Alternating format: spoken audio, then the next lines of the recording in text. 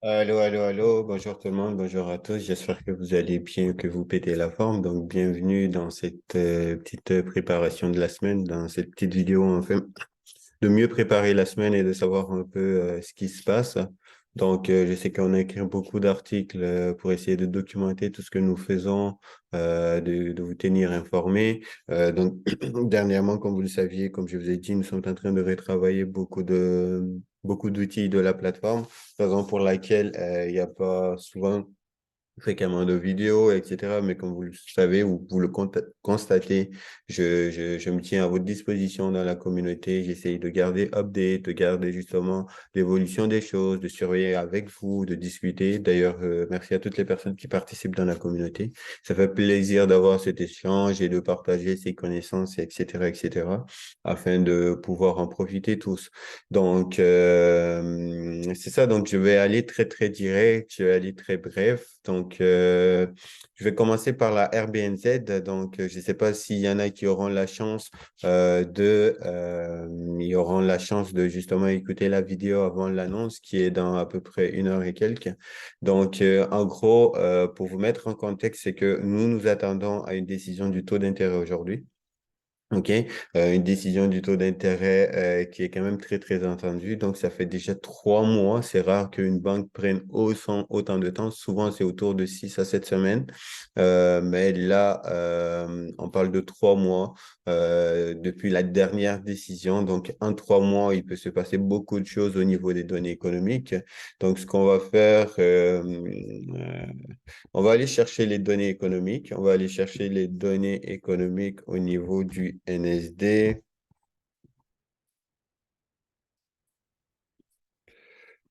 Tac.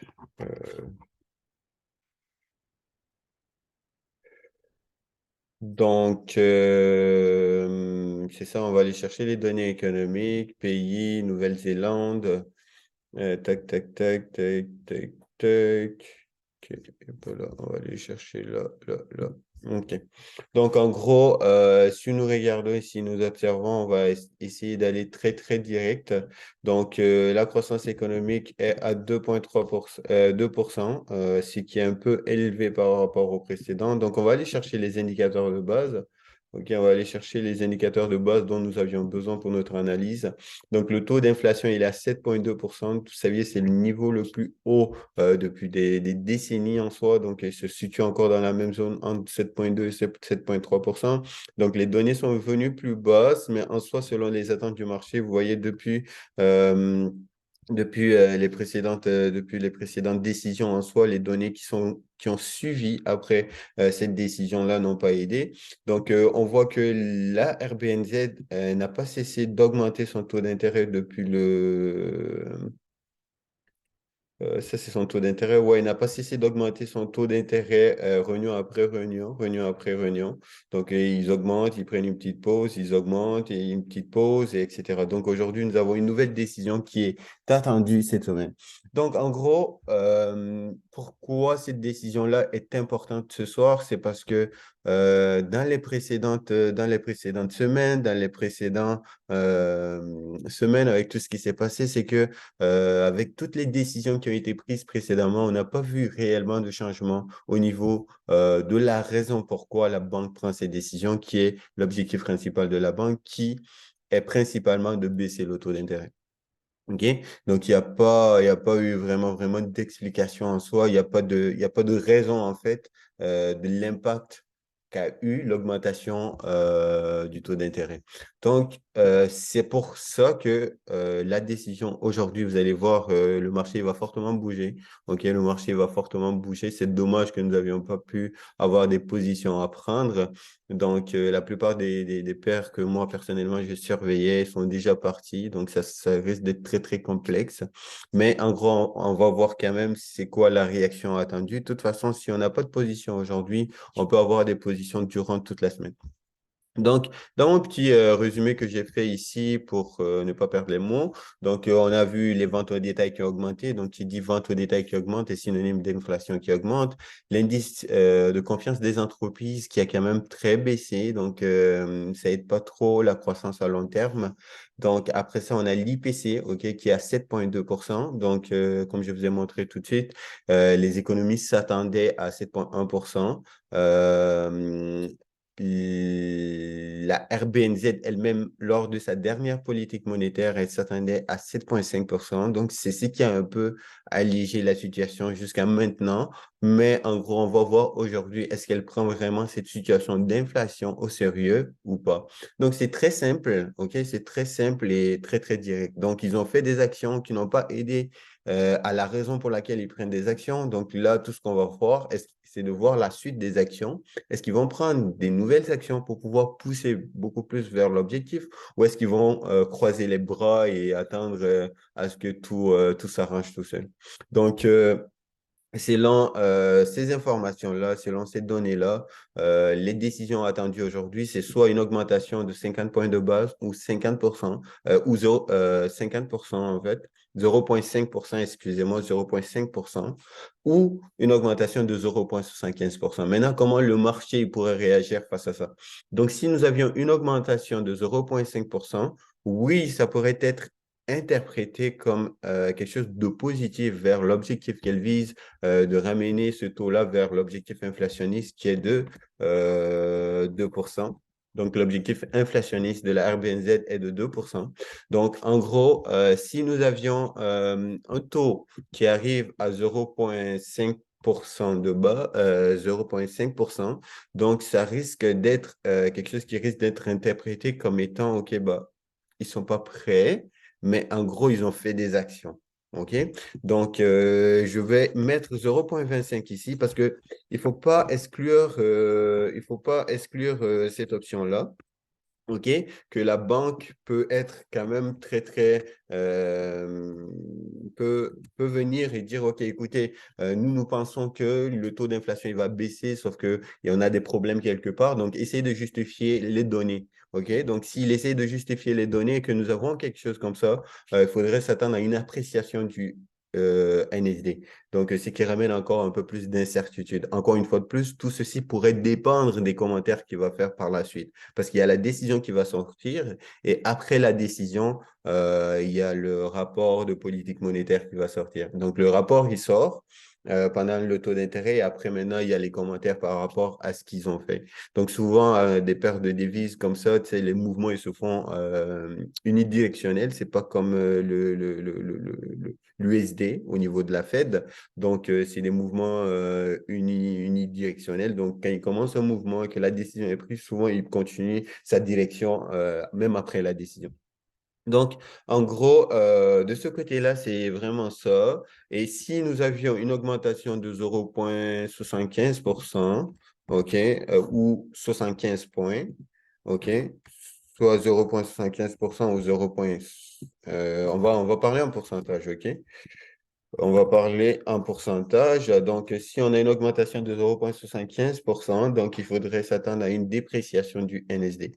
Donc, en gros, ça, c'est les scénarios qu'on suivait. 0,25 qui est une appréciation du NSD. 0,50%, une appréciation, mais peut être une mauvaise chose sur le long terme, une dépréciation, entamer une dépréciation à long terme sur la monnaie. 0,50%, on peut avoir une incertitude, on peut se situer à une incertitude, mais beaucoup plus quelque chose qui va jouer à la dépréciation du NSD ou une augmentation de 0,75% qui pourrait déprécier le NSD. Donc, si vous voyez un peu dans l'ensemble, si je résume un peu dans l'ensemble de tout ce que j'ai dit, si vous avez bien écouté, c'est qu'on parle beaucoup plus de dépréciation parce qu'on est dans une situation où l'inflation est en train de dominer et est au-dessus des objectifs de l'inflation. Donc, dans ces cas de figure-là, souvent, ce qui se passe, la devise s'apprécie par incertitude. OK? Par incertitude. Mais encore une fois de plus, il y a beaucoup de facteurs à prendre. Il y a des facteurs, il y a le facteur plutôt des commentaires qui seront donnés lors de la réunion pour mieux savoir un peu ce qu'il faut regarder, ce qu'il faudrait surveiller, etc., etc. OK? Donc, on va voir tout de suite techniquement c'est quoi on peut aller chercher au niveau des paires de devises, mais en soi, c'est ce que je regarde vraiment, vraiment au niveau du NSD. Donc, personnellement, je chercherais XXNSD en achat. OK, je cherchais XXNSD en achat, mais sauf que le problème, la plupart des devises ne montre pas l'achat, ok, ne montre pas l'achat. Peut-être on peut chercher une vente à condition que l'augmentation du taux d'intérêt euh, n'est pas très très bien justifiée ou qu'elle n'arrive pas à ses termes, c'est-à-dire ça c'est le pire des scénarios. OK, où on a une augmentation seulement de 0,25, le marché pourrait être l'interpréter comme ça ou même avec zéro augmentation. Donc, c'est quelque chose qui serait important à surveiller. Mis à part ça, vous voyez, la plupart des paires NSD, tout à l'heure, je regardais, GBP NSD, tu sais, ils ont fait leur mouvement aujourd'hui. Celui-là, il s'est apprécié à cause des données économiques du pound. Donc, tu sais, ça reste un peu plus difficile. Je regardais dans l'article que j'ai écrit tout à l'heure, il y avait ODNSD qui était pas mal. Euh, tac, tac, tac, qui était, je pense, sur des bons niveaux aussi. Ah. Même à ça, vous voyez. Donc là, ce qu'on va chercher, c'est de voir un peu est-ce que les données ou l'information qu'on va voir va nous donner un scénario vendeur. Donc, à partir du moment où on a quelque chose qui nous donne de la vente, on peut chercher de la vente. Donc, les scénarios vendeurs, c'est quand même beaucoup de scénarios. Il y a beaucoup de devises qui dessinent des scénarios vendeurs. Donc, on peut surveiller le euro NSD. Sincèrement, je trouve que le mouvement, il s'est déjà fait. Peut-être on peut chercher un achat sur celui-là. OK?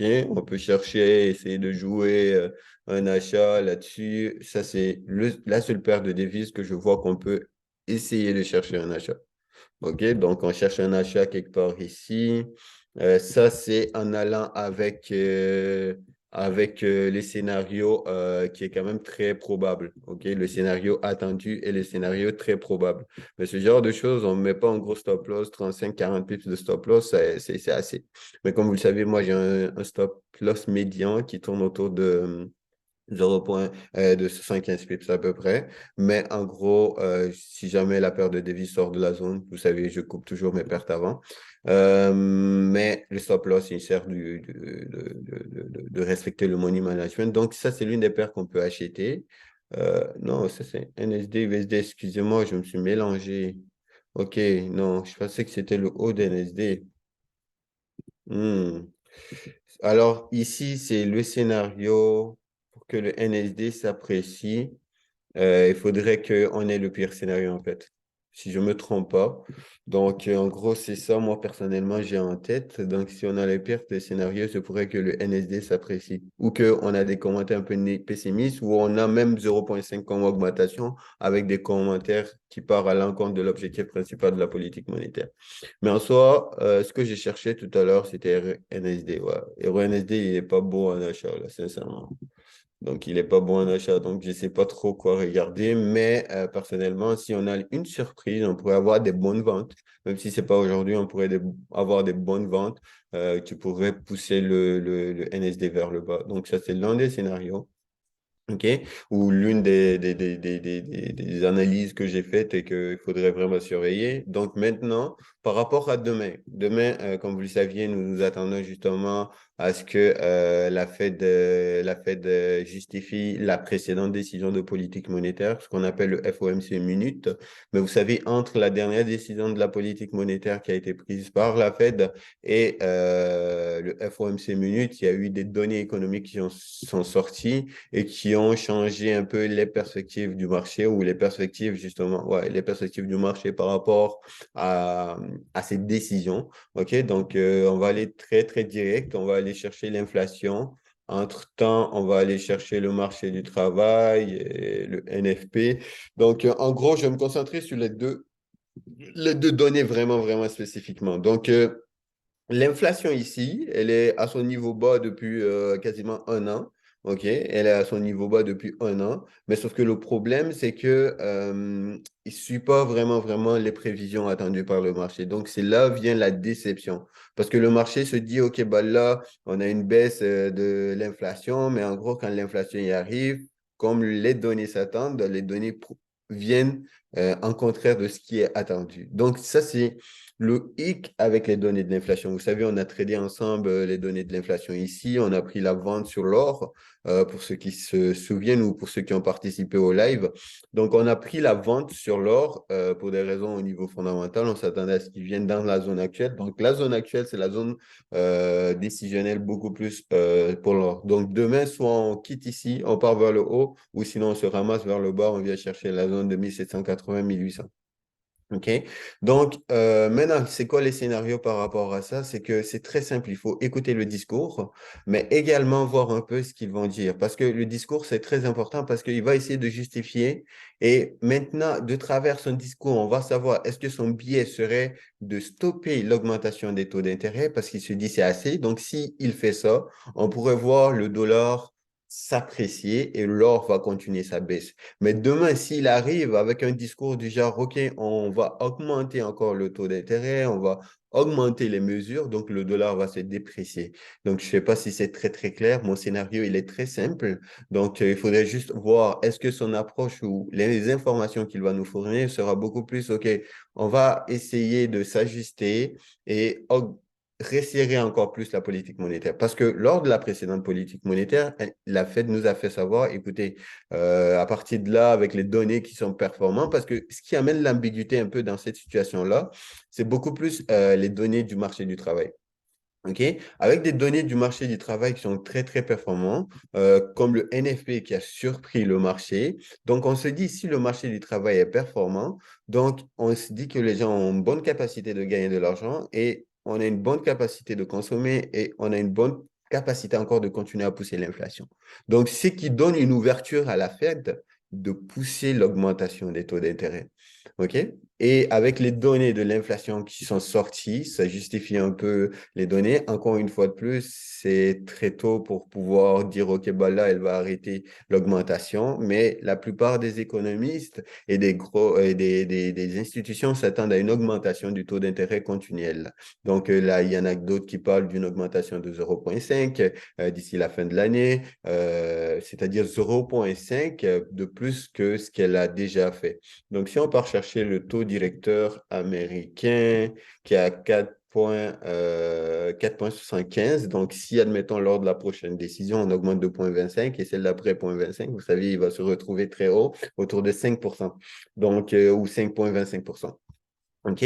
Donc, ça, c'est les scénarios à surveiller demain. Et lors, personnellement, on va essayer de get quelque chose. On va essayer d'avoir quelque chose un peu plus bas. On va l'attendre encore. Je sais que ce matin, on a pris un petit mouvement là-dessus en achat. Quand il est venu retester sa zone ici, je pense qu'on a pris jusqu'à 40, 42. On est sorti.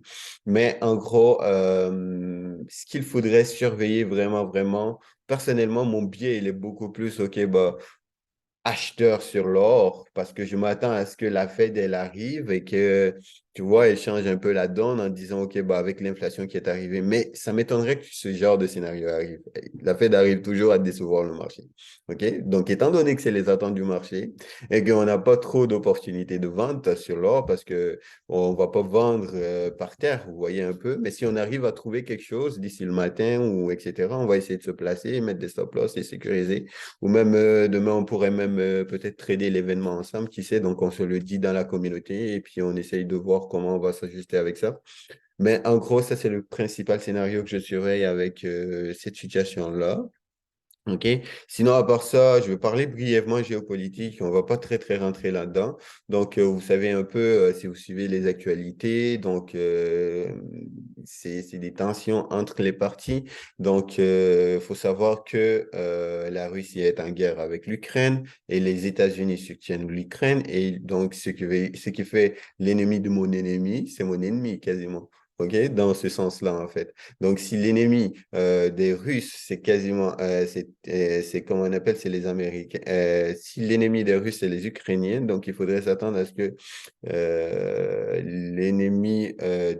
l'ami des Ukrainiens devienne l'ennemi des Russes. Donc, en gros, c'est juste ça. Et la Chine, maintenant, elle est en train de profiter avec les petites menaces qu'elle a fait de part et d'autre depuis le début de l'année. Donc, ce qu'il faut savoir, c'est que maintenant, le monde est subdivisé en trois, ou ils veulent subdiviser maintenant le monde en trois. En deux grosses parties, donc il y a les Américains et puis les autres parties, telles que disons, les Européens veulent se rallier aux Américains, OK, pour pouvoir combattre la Chine et la Russie. Mais sauf que les Européens ne combattent pas directement la Chine, ils le font indirectement, OK, parce que la Chine a une influence sur les Européens. Vous voyez, c'est comme si on rentre dans l'explication de cette situation-là, on risque de s'éterniser ici. Mais en gros, vous savez, j'avais déjà fait, je me souviens en 2019, j'avais déjà expliqué un peu les sources des conflits là, d'où ça provient, etc., etc.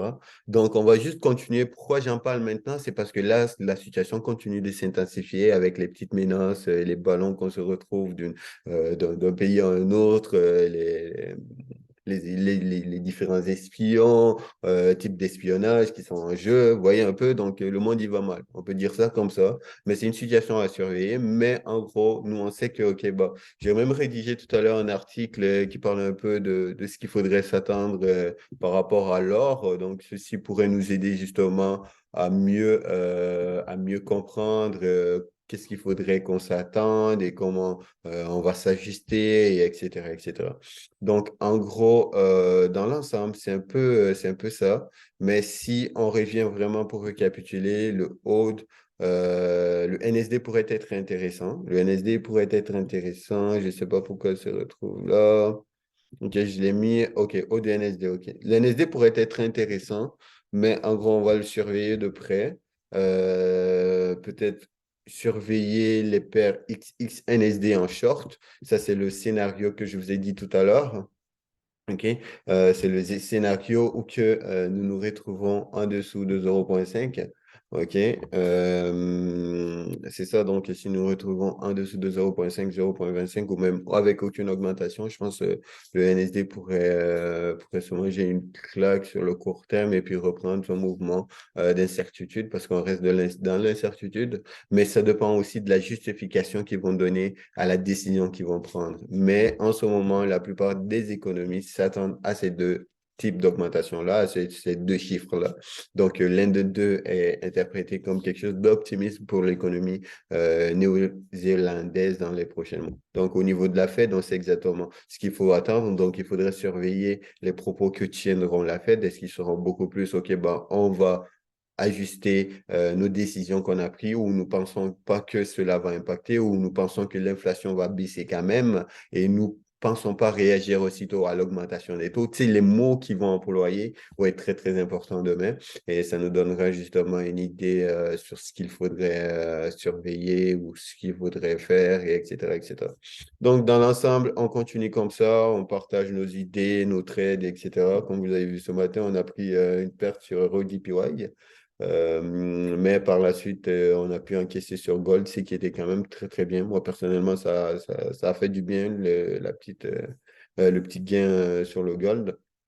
Mais sinon, à part ça, c'est ce que nous surveillons. Donc, c'était un peu ce qui est à surveiller pour cette semaine et les gros événements. Et puis, de toute façon, on reste actif dans la communauté. On essaye de faire le maximum pour lire les articles publiés pour vous donner une idée. Donc, ceci nous permettrait à tous d'être mieux préparés, de continuer le partage, etc., etc. Donc, en soi, c'est ça. Donc, c'est ça. N'hésitez pas si vous avez des questions ou si vous n'avez pas compris certains des passages que j'ai mentionnés dans la vidéo. Et c'est ça, ça me ferait un plaisir de répondre et on va essayer de programmer tout ça et faire ça d'une façon un peu plus euh, continuelle. Donc, n'hésitez pas si vous avez des questions. Encore une fois de plus, il y a vraiment, vraiment des grosses mises à jour qui vont venir dans les prochains mois, disons, sur la plateforme, que ce soit au niveau des outils d'analyse, que ce soit fondamental, tout comme technique, mais aussi des outils de gestion qui vont aider à la gestion. Donc là, nous travaillons fort là-dessus. Et parce que le plus gros problème du trader, c'est pas seulement le manque d'informations, mais souvent aussi, il y a un problème relié à la structure, à la discipline, mais beaucoup plus à la psychologie. Donc, nous essayerons au maximum de mettre à disposition ces outils-là dans les prochains mois pour que chacun de nous puisse en profiter. Et c'est ça, donc ça m'a fait plaisir de partager ce moment avec vous. N'hésitez pas si vous avez d'autres questions. Et s'il y a quoi que ce soit, je suis là. Donc, on se reprend très, très bientôt. Je vous souhaite une excellente semaine et puis une bonne fin de soirée. À très bientôt.